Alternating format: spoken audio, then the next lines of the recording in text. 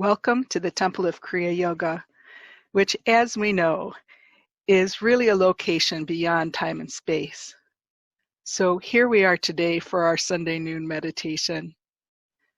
Today I'm going to talk about the vernal equinox and new beginnings, and also your journey to freedom, how this point in time at the vernal equinox relates to the yoga concept of moksha, true liberation.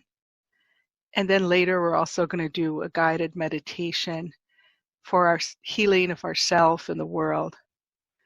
But let's start with some chanting. Today our mantra is Om Ganesha Ganapati Om. Ganesh is the god of knowledge and wisdom, but Ganesh is also the remover of obstacles. And this will help us at this time of new beginnings for success and to remove the obstacles to the success of our new projects and new ideas. So let's chant together.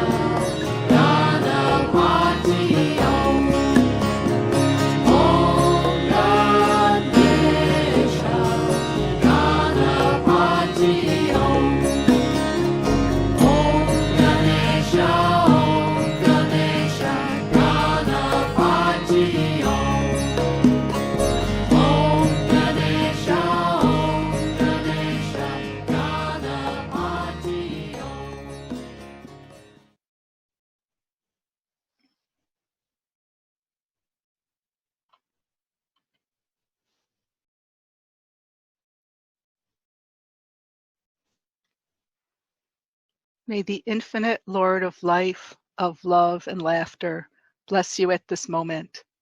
May each cell of your being and each petal of your mind be touched, be healed, be harmonized. May vim, vigor, and vitality be yours. May love and laughter be yours. May you truly find that which you seek, and may you find that which you seek swiftly, surely, and most, most harmoniously. Om Shanti, Shanti, Shanti.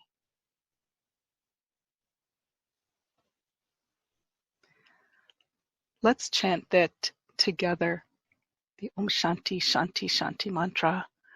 Om is the oneness of everything in the universe, and Shanti is the Sanskrit word for peace.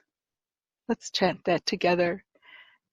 Or if you're somewhere where you can't chant out loud, then let's just chant quietly in our minds.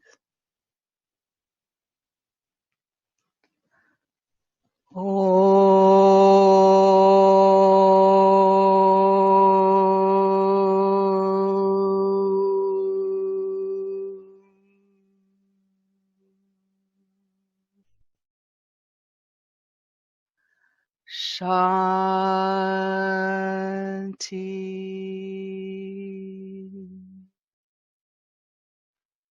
Shanti,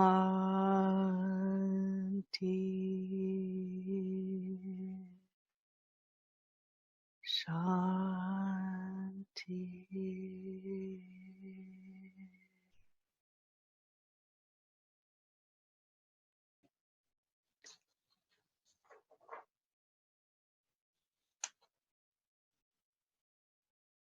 The first Shanti sends peace to the physical realm, peace to your body. The second Shanti sends peace to the astral realm, to your mental and emotional body, and to all our mental and emotional bodies. And the third Shanti sends peace to the transcendent spiritual realm. May we be blessed all over in every way with peace, peace, peace.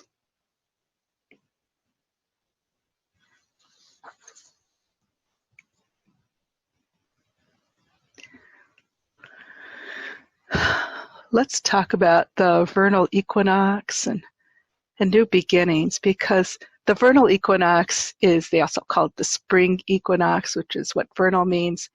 And we think of it a lot as a time of balance, when the day and the night are of basically equal length. And it's like taking a pause of balance before we charge out into the world as the sun goes into Aries. On March 19th of 2020, the sun was at 0 degrees Aries. And this is a very traditional time of new beginnings.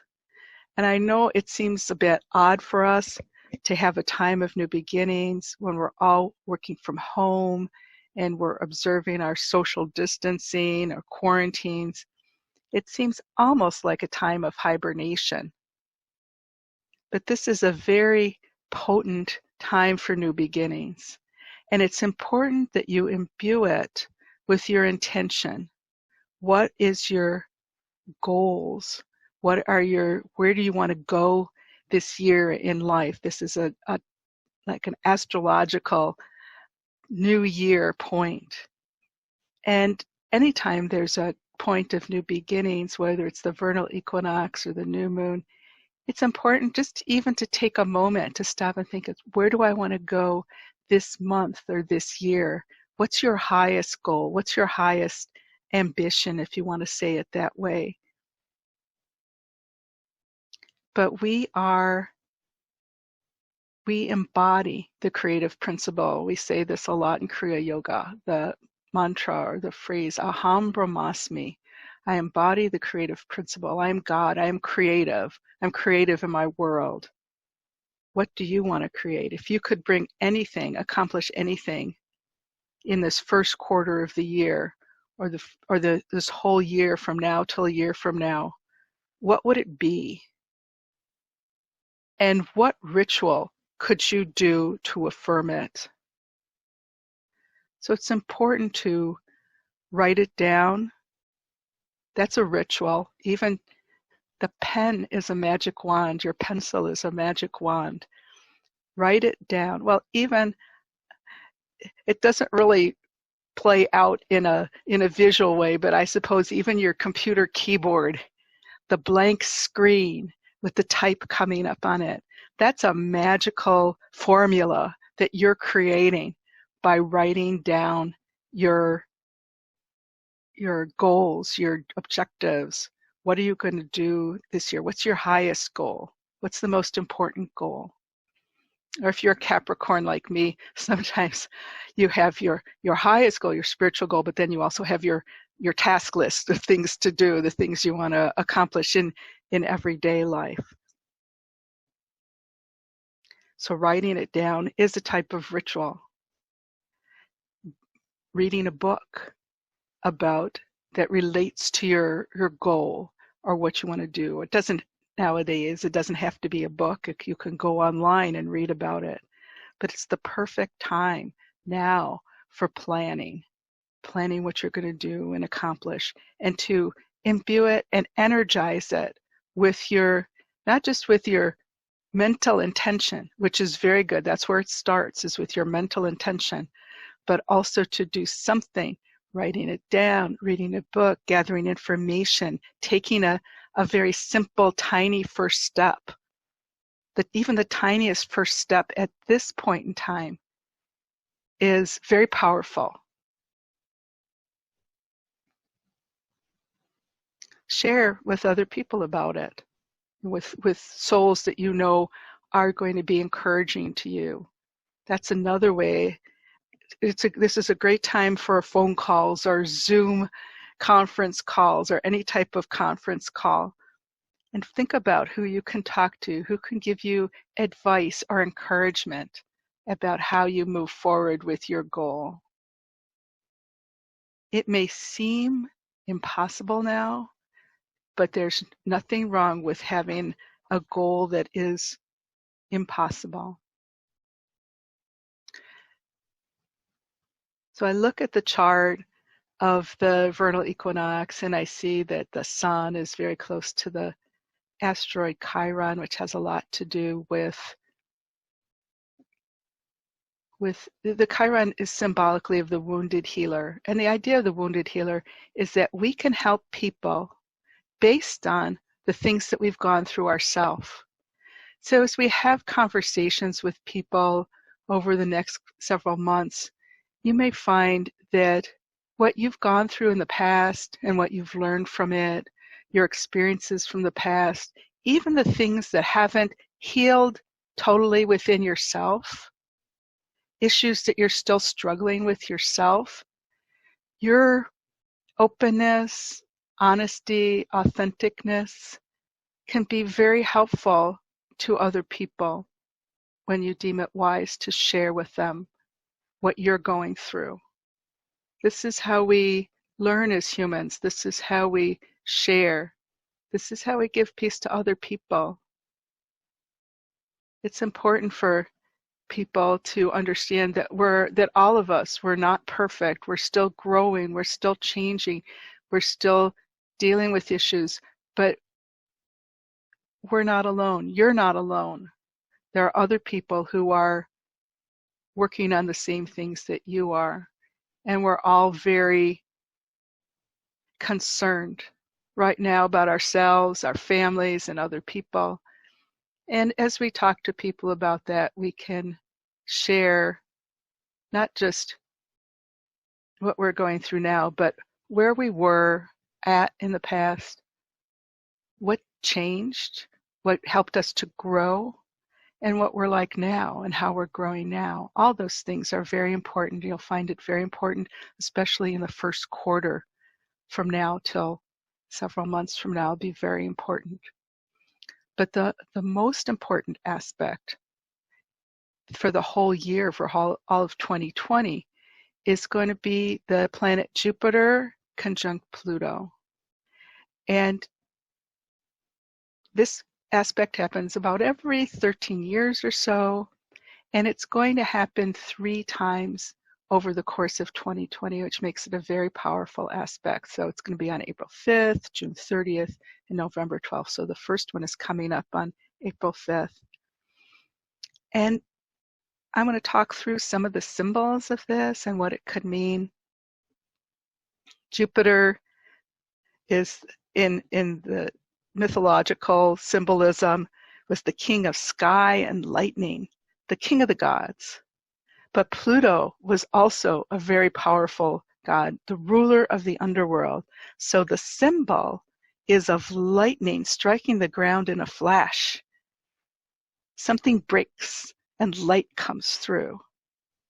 So if you think about Pluto as being our unconscious mind, our wonderful storehouse of amazing creativity, the wonderful storehouse of our dreams, the wonderful, like dreams at night, not our dreams and goals like we were talking about earlier, but our dreams, our unconscious that's always working either for or against us, if you want to think about it that way.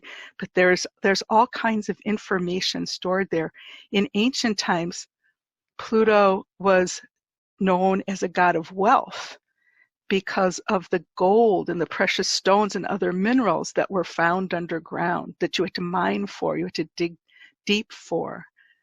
So in a lot of ways, we seem to be underground, quote unquote, now. We're working from home, working around our homes. But what treasures can we find there?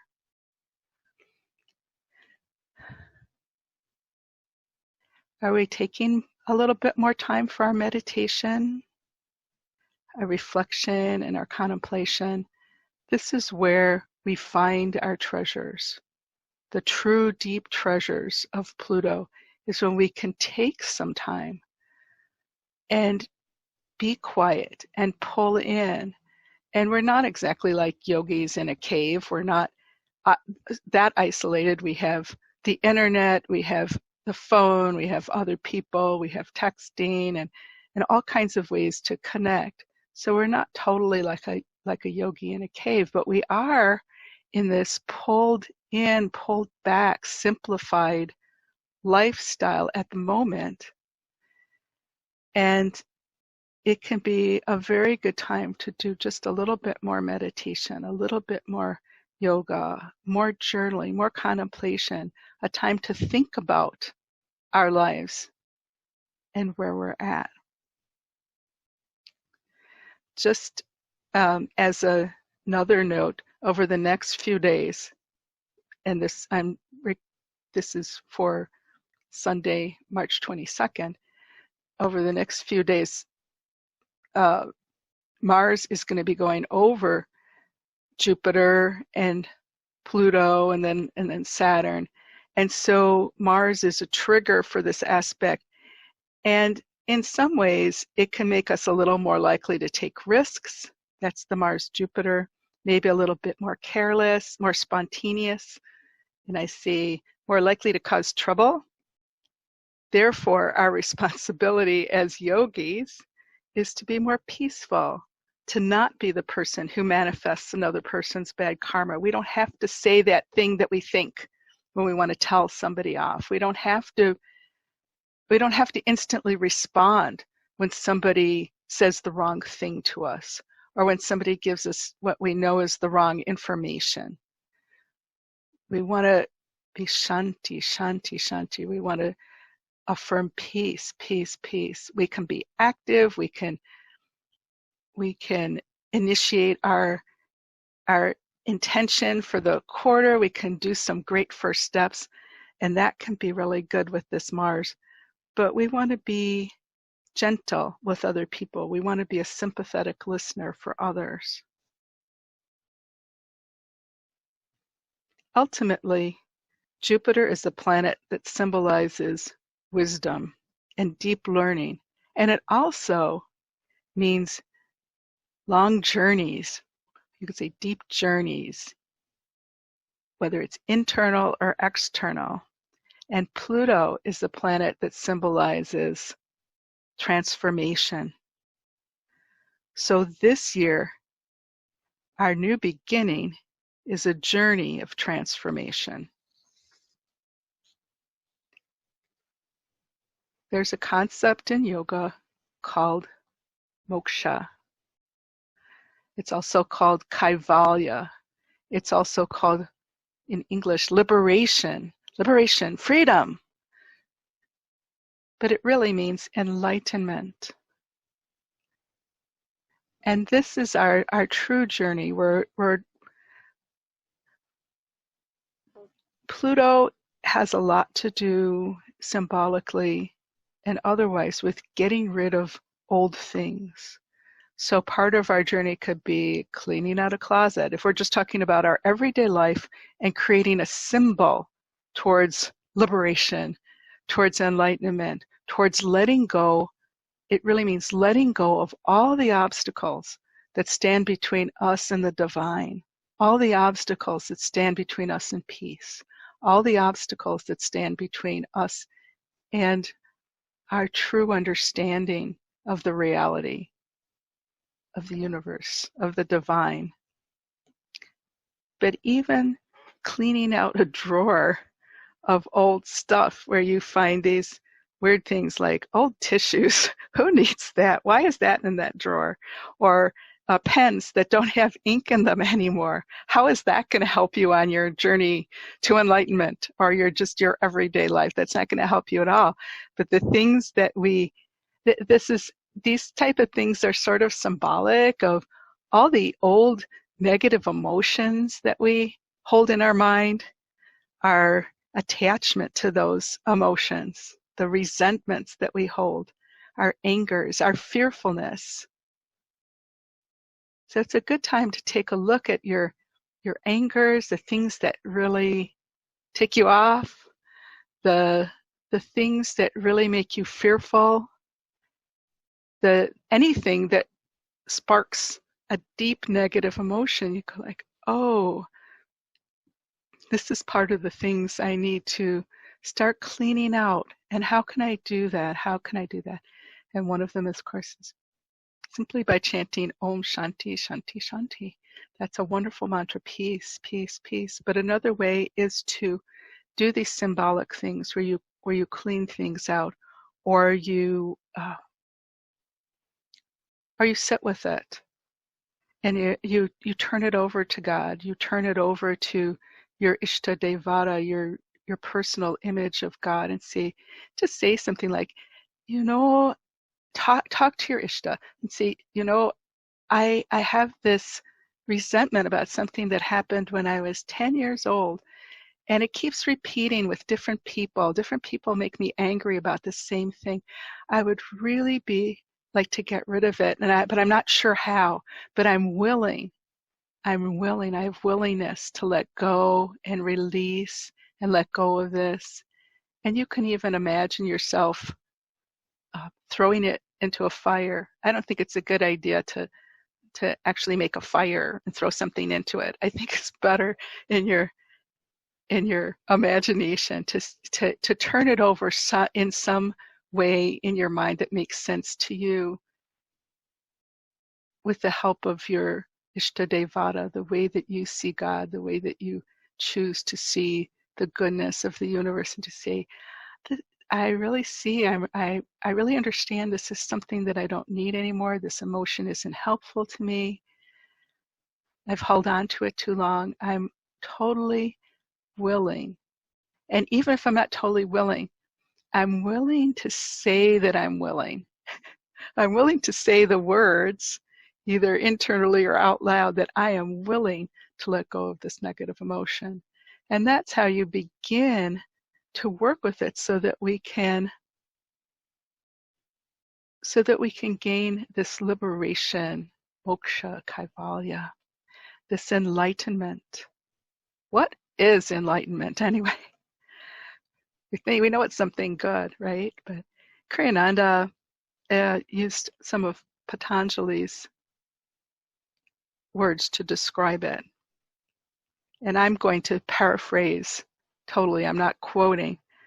But as I recall, Kriyananda said that the first thing in enlightenment is that we see things as they really are. And that means that we project so much of what we want to see onto the universe, or that we're programmed to see, or that we've seen for so many years, but we don't always see things as they really are. And that can be really important. Just something like a table. We don't, as what it really is it's a bunch of molecules and atoms that form this particular physical thing. But that's the dining room table. That's where we eat. Anyway, just lots of different things that we project onto some things that are very simple, but we don't see things as they really are. We don't always see people as they really are. So the second thing in enlightenment is that you truly experience the oneness of everyone and everything in the universe. So it's not just something that you say, we're one. It's something that you know in a very super deep way. And Kriyananda said that the third thing is the feeling of bliss, the feeling of ever new, ever changing bliss. So it's not boring bliss. It's not that old boring bliss that you heard about. It's ever new. It feels good. It feels good. It feels like whatever you imagine goodness, the feeling of goodness and feeling great to be, you just multiply that by about 10 million. And that's that feeling of bliss. So let's call on Ganesh again, the remover of obstacles, to remove our negative emotions, to clear our path on our journey to freedom, our journey to enlightenment. Let's chant for a few more minutes.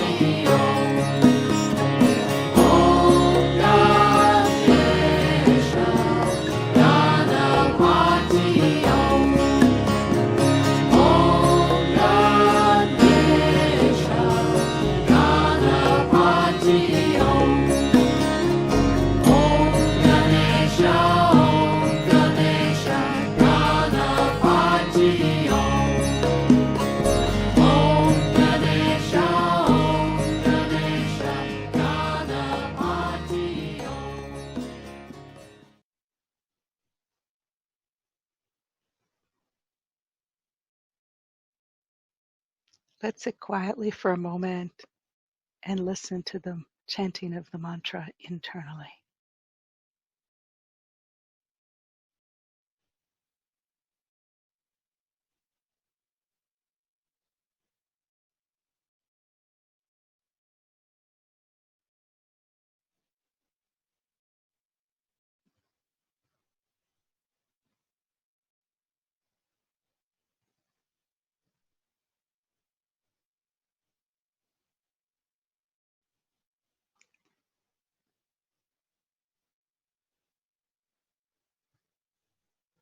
Let's move from here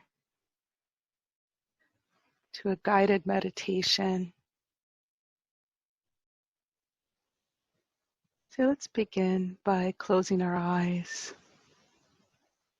sitting comfortably where you are.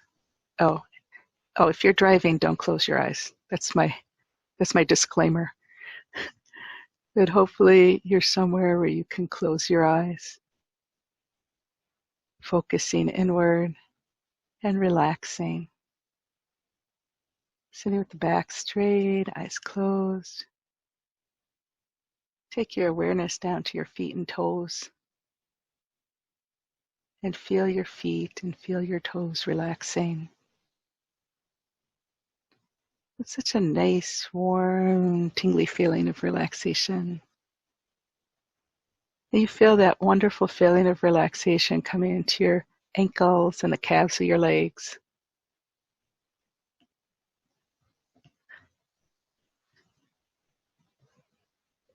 Your lower legs are relaxed.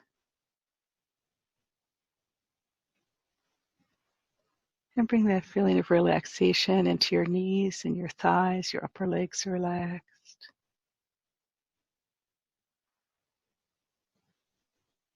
And focusing on your back. Your lower back, middle back, and upper back are relaxed. The muscles that support your back are supportive, but they're at ease. Your spine is perfectly balanced so that you're comfortable and relaxed.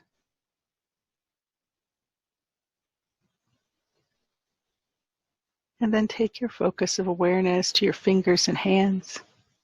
Your fingers and hands are relaxing.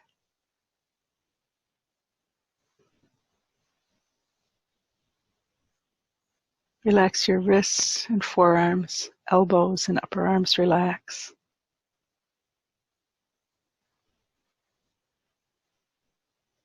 Relax across your shoulders, and that feeling of relaxation moves into your neck.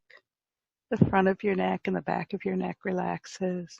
Again, even though you're sitting upright, your back is perfectly balanced and your head and neck are perfectly aligned and balanced so that you're sitting comfortably. And feel that feeling of relaxation move into your face, your mouth and your cheeks, your eyes and your eyebrows, your forehead, and all across the top and back of your head. You're totally and completely relaxed.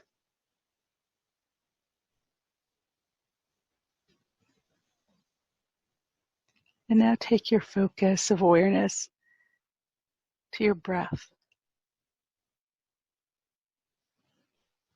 And as you see yourself breathing in, you can say to yourself silently, with every breath, I am breathing in healing light. And you can choose whatever color you like for your healing light. Everybody has their different colors. Some people like golden light. Some people like a blue light. Some people like white light. Some people like pink or purple. Whatever is your healing color, imagine that with every breath you are breathing in healing light.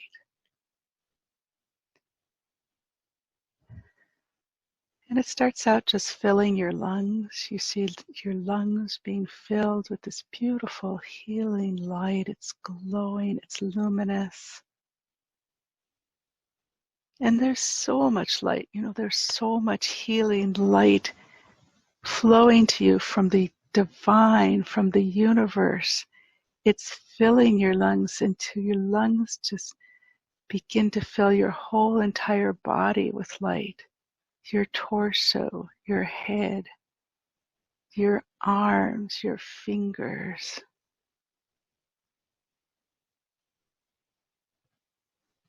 your legs and your feet and toes are all filled with this beautiful healing light.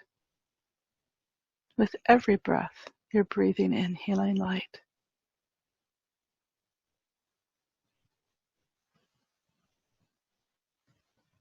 And there's so much light pouring into you that it fills your body to overflowing. And the light spills out to surround you with a beautiful, powerful aura of healing light. You're glowing, you're luminous, you're healing, you're healed.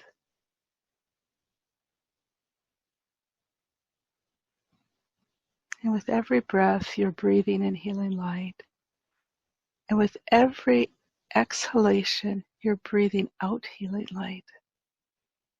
It's flowing into you, it's flowing out from you, and with every breath, your aura of healing light grows larger and larger. And using your imagination, you can see it filling the room that you're sitting in. The room that you're sitting in is totally filled with healing light. As you breathe in the healing light, flows in your body, spills out to surround you. And each inhalation intensifies your healing light within, and each exhalation pushes your aura further and further out.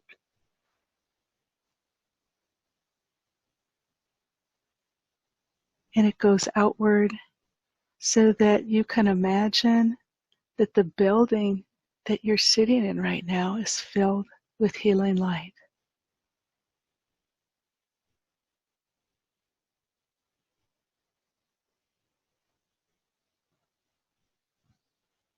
And then the building is so full of light that it spills out to surround the building. So it's like your building that you're in, your house, your apartment building, your workplace, has an aura of healing light that surrounds it.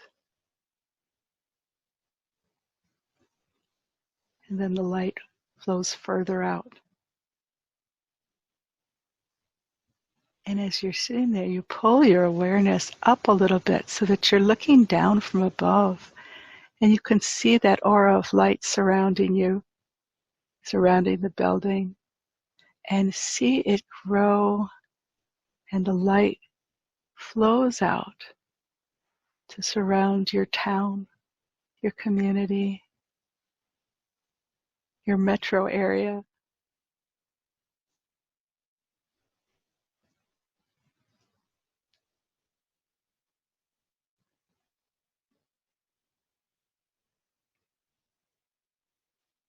And pull yourself a little further out into space so you're looking down at your country. And you can see that aura of light, beautiful, healing, luminous, glowing, sparkling light, filling the map as you're looking at it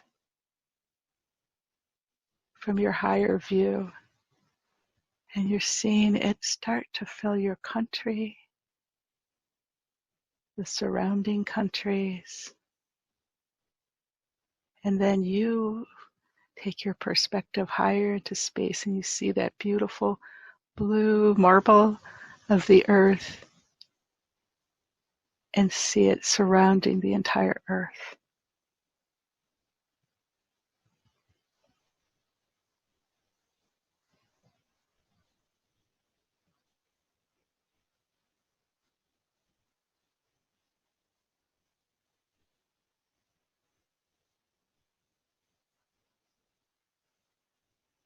But because we're part of the oneness, you can see the earth's aura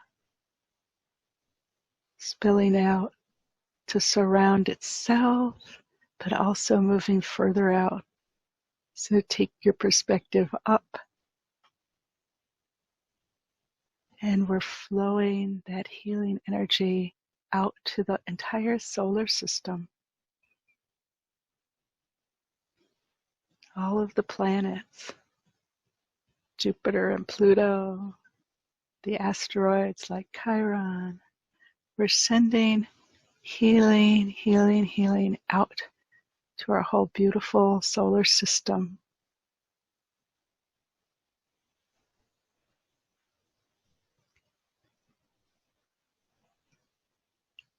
And we pull ourselves even further to a further perspective, where we see our solar system as part of our home galaxy, the Milky Way. And you can imagine this beautiful healing light flowing to the entire Milky Way galaxy, and then further out, and further out, and further out, as far as you can imagine. But to see this beautiful healing light flowing and flowing so easily, so naturally.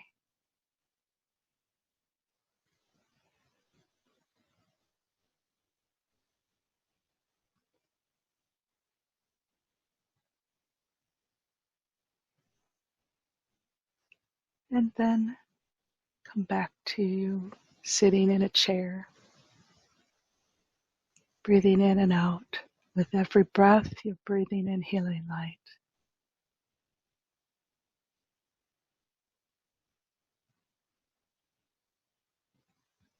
Surrounded by healing light, surrounded by a world of healing light, surrounded by a universe of healing light.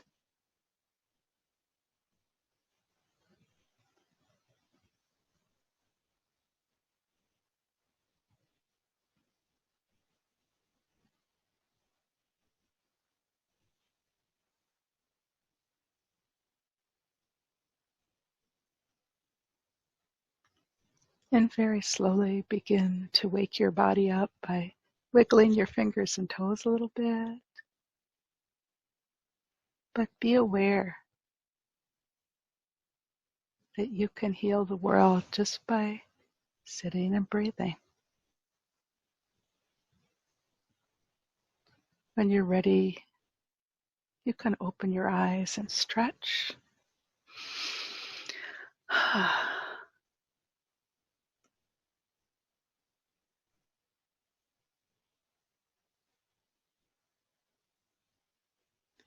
Thank you very much for being here with us today.